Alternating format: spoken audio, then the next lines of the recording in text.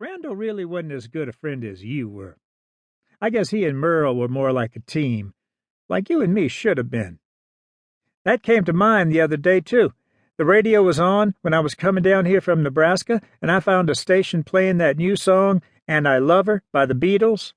That's when a memory clicked, and it was the four of us playing ball out here in the grass. But we weren't listening to them long hairs back then, were we?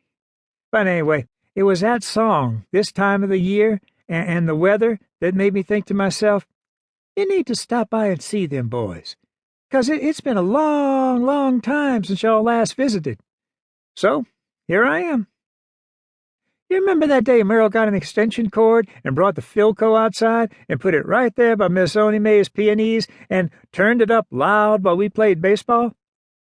The pleasant demeanor crumbled for a moment, and Kendall chuckled. I've always thought Randall was kind of jealous of me, especially because I got a new glove for Christmas that year. Hey, Sissy, are you stupid or what? Something wrong with you? Come on, catch the ball, you moron! Don't be afraid of it. You remember that? I love the smell of a new ball glove, fresh out of the box. I don't even think girls ever smell so good, except for Beth, that is. Man, wasn't she something? I especially remember how she'd run her fingers through that Esther Williams hair of hers and pull it back behind one ear real sexy-like. Oh, yeah, I guess you do, since you wound up marrying her. She was crazy about you from the get-go, even when we were little. I wish things had been different for me, but I can't quit thinking that if things were normal, she might have liked me best. Josh let the comment go without answering. His finger twitched on the rocker's armrest, then he settled back again. Drip. Kendall laughed and called through the door.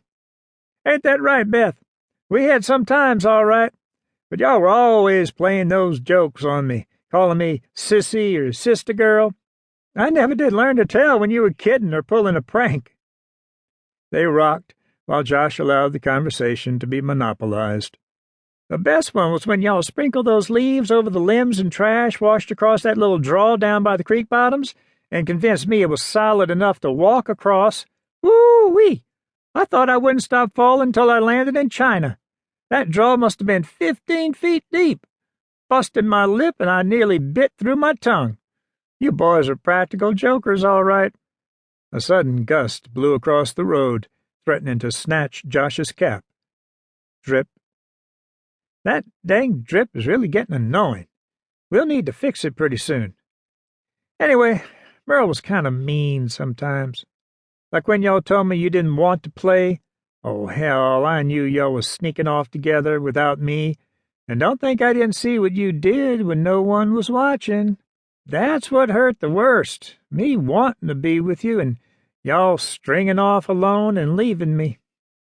They sat for a moment longer, watching the sun settle toward the treetops. Kendall drained the glass and set it carefully on the painted 2x4 serving as the porch rail.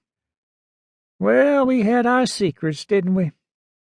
But the things you did, the things you said, well, that's why I'm here. My therapist told me it was best to lay the ghosts, and that's what I'm trying to do. Matter of fact, he's right, and I feel pretty good right now. Going by Randall's yesterday and this stopover did wonders for me. Seeing you, Beth, and your mama, well, I need to keep moving, and there's a lot of people to visit before I have to move on. The driver in the two-tone 1958 Buick Roadmaster convertible honked impatiently, and then returned to slapping spilled flour from his sleeve. Behind the wheel, Kevin's tolerance was wearing thin, because they had places to go. And besides, he was hungry. He wanted to run up to the Center Springs store. He had his mouth set for rat cheese and crackers, something he hadn't tasted in months. All right, Kevin, you dumb bastard. Kendall stood and stared down at Josh. I made a mistake getting that aggravating son of a bitch out of Tulsa.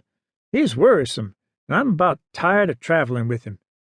You know Kevin, though. He's from over in Boggy Bend. His daddy is Don Jennings. Kendall adjusted the .22 revolver.